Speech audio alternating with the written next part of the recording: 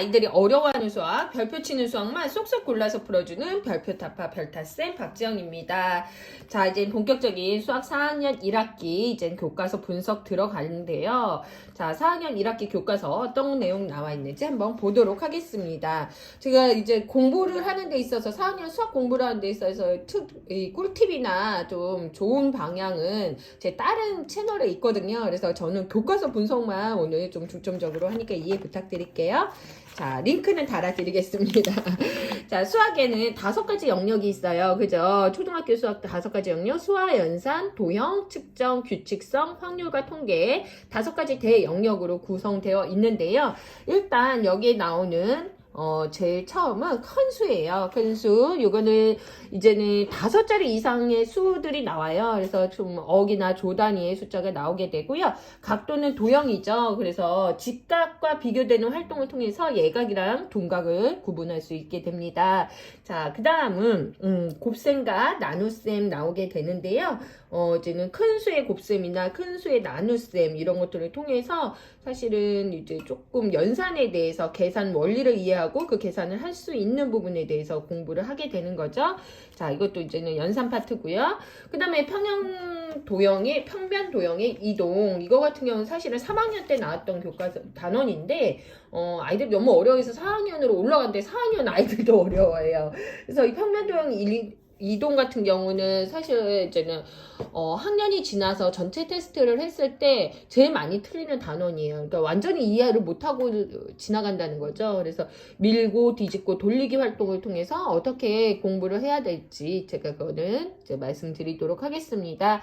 그 다음 막대 그래프 나와요. 막대 그래프 나오고 2학기 때는 꺾은선 그래프 나오는데요. 막대 그래프 같은 경우는 꺾은선 그래프도 마찬가지고 수학뿐만 아니라 사회 과학 공부에도 도움이 굉장히 많이 되는 단원이기 때문에 좀 잘 알아두었으면 좋겠어요. 그리고 우리 뭐 아시잖아요. 주식이나 여러 가지. 네, 그래서 실생활에 조금 접목되는 단원이다 말씀드리고요. 규칙 찾기는 다양한 변화 규칙을 또 설명할 수도 있어야 되고 그 규칙을 수와 시기로 나타낼 수 있어요. 그래서 5단원 같은 경우는 확률과 통계 단원이고 규칙은 규칙성에 관한 단원이죠. 자, 본격적인 이제 5자리 큰 수 한번 보도록 하겠습니다. 자, 이제 큰 수를 알아볼까요 해서 나오는데요. 어떤 내용부터 나오냐 한번 볼게요.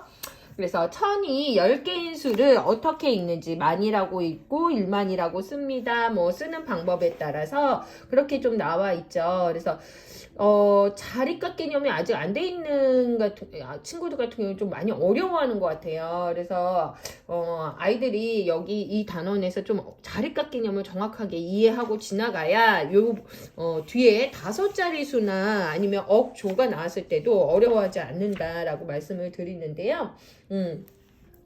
자, 여기에서 보시면 이제 5자리 수를 알아볼까요? 수를 알아봐요. 그래서 5자리에 대한 수, 그리고 읽는 방법, 이게 얼마만큼의 수인지, 그리고 각 자리가 나타내는 값이 얼마인지 이런 뜻을 나타내요. 그래서 아이들이 되게 어려워하는 거는 여기에 있는 3은 100의 자리 숫자인지 100의 자리 수인지 굉장히 헷갈려 하거든요. 근데 얘는 뭐예요? 100의 자리의 숫자예요. 그죠?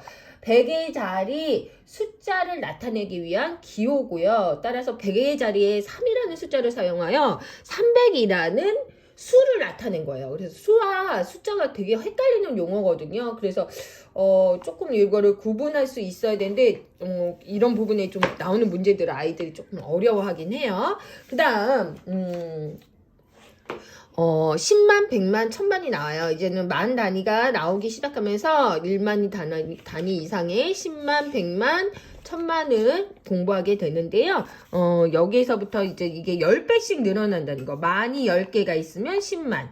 10배, 그리고 10만이 10배가 있으면 100만, 그리고 100만이 10개가 있으면 1000만. 그래서 10배씩 차이 난다, 10배씩 차이 난다는 이야기를 조금 해주시면 좋을 것 같습니다. 그리고 아까도 강조 드렸지만 각 자리 숫자와 자리값을 조금 구분을 해주는 게 중요하다라고 이야기 드릴게요.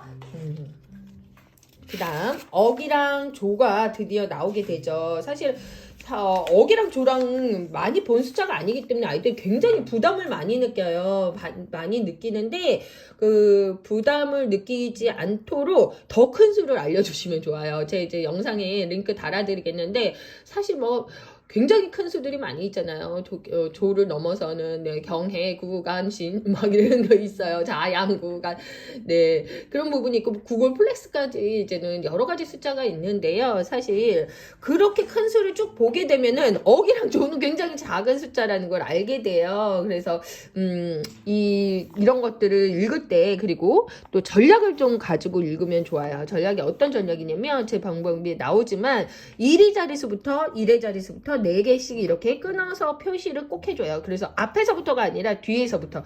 그리고 여기에다가 억이라는 숫자를, 억이라는 한글을 적어요. 만이라는 거. 그러니까 만, 억, 조 순서대로 만, 억, 조. 이렇게 읽어준다는 거죠. 그래서 1110땡, 1110 땡 이렇게 읽을 수 있도록 조금 3단계에 거쳐서 조금 연습을 시켜주시면 굉장히 좋습니다. 그래서 이 문제 해결 방법은 꼭 저는 이렇게 아이들한테 설명을 해주지만 그 아이들마다 또 다른 방법이 있을 수 있거든요. 그러니까 좀 들어보시고 의견도 같이 네 첨가하셔서 하시면 좋을 것 같습니다.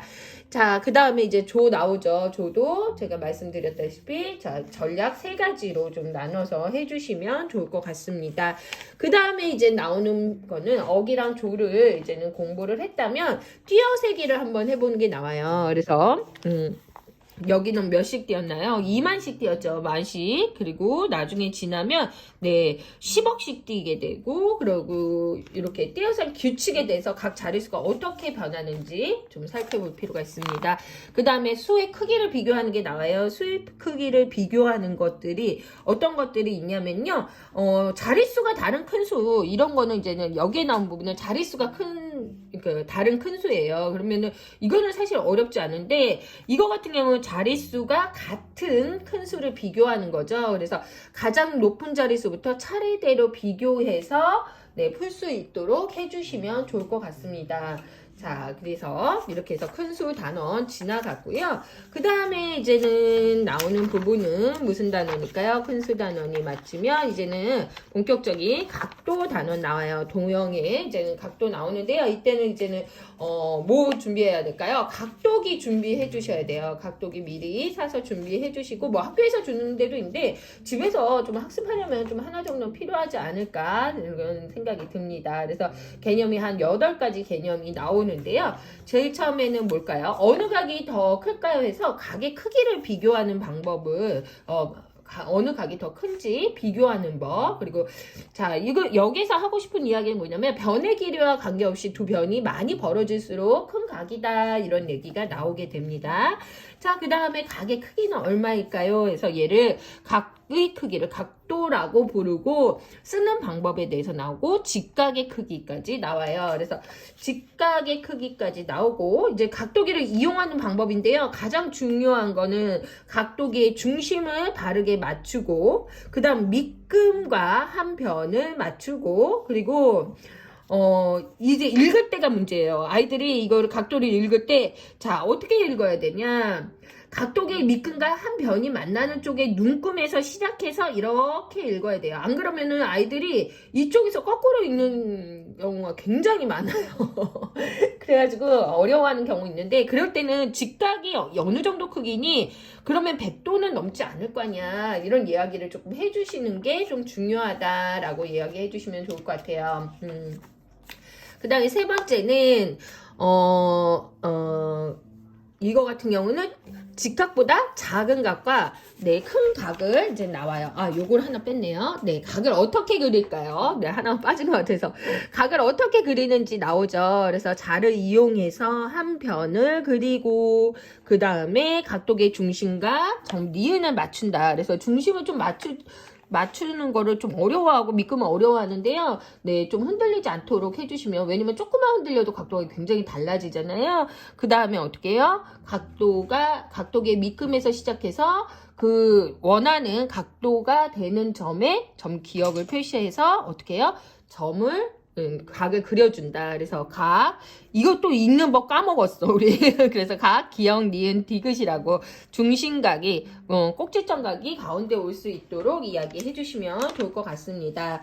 그 다음에 직각보다 작은 각, 직각보다 큰 각에 대해서 나오는데요. 직각보다 작은 각을 어떻게 읽는지 예각이라고 읽고 둔각이라고 읽는다라고 얘기해 주시면 되고, 저는 사실은 여기 180도를 애들이 잘 이해 못하는 까먹은 경우도 있거든요. 그래서 90도랑 90도 더하면 180도 이 이야기를 해주시고 얘의 이름을 평평한 각이라고 어려워하잖아요. 평각이라고 한다라는 이야기도 해주시면 좋을 것 같습니다. 그래서 직각, 예각, 둔각 그리고 제가 이제는 도형에 대한 내용 말씀드리면서 하는데 한자어로 풀이해주는 거 굉장히 중요해요. 그래서 한자어로 어떻게 풀이해주면 좋을지 링크 달아놓을게요.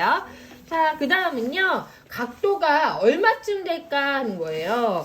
이거는 이제 각도를 어림하는 거죠. 어림. 그래서 직각삼각자의 직각 부분이 반쯤 되는 것 같아서 뭐 45도라고 어림했다. 이런 이야기를 해주셔야 되는 게 굉장히 좀 중요하다. 그래서 직각자에 대한 크기를 대략 좀 알아주시면 좋을 것 같아요. 자, 각도가 어느 정도 되는지 어림하고 측정이 가깝게 할 수 있는 전략을 알려주셔라. 그 다음에 각도의 합과 차가 얼마인지 그랬죠. 그래서 각도를 더하고 자연수의 덧셈이랑 같으면 돼요. 그리고 그 다음은 각도의 차. 여기는 합, 차. 그죠? 그래서 자연수의 덧셈이랑 뺄셈이랑 같기 때문에 어려워하지는 않아요.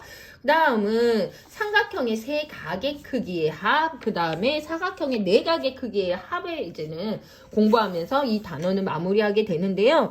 학교에서 꼭 해보는 학교도 있는데 이거는 만약에 안 하면 꼭 아이들이랑 해서 삼각형의 세 각의 크기의 합이 왜 180도인지를 암기하는 게 아니라 그래서 제가 아까도 평각에 대해서 이야기하라 그랬죠. 그래서 그 부분을 이야기해 주셔서 꼭 암기하지 않고 이해할 수 있도록 해주시면 좋을 것 같고 사각형의 네 각의 크기의 합이 360도인 것도 이런 식으로 꼭지점에 모이도록 붙여보면 360도가 된다. 그러면은 아이들이 사실 180도랑 180도 더해서 쭉 더한 건 360도라는 기본 개념을 좀 알고 있어야 되겠죠. 그래서 여기까지 공부하고 이거에 대한 좀 이해도가 있어야 뭐 오각형의 다섯 각의 합 그리고 육각형의 합 이런 것들을 각도의 합을 좀 쉽게 이해할 수 있는 것 같아요. 안 그러면 다 암기하는 부분이거든요. 그래서 이런 부분에 대해서 이야기 드렸습니다. 다음 시간에 곱셈과 나눗셈 다시 분석하도록 하겠습니다. 다음 시간에 만나요.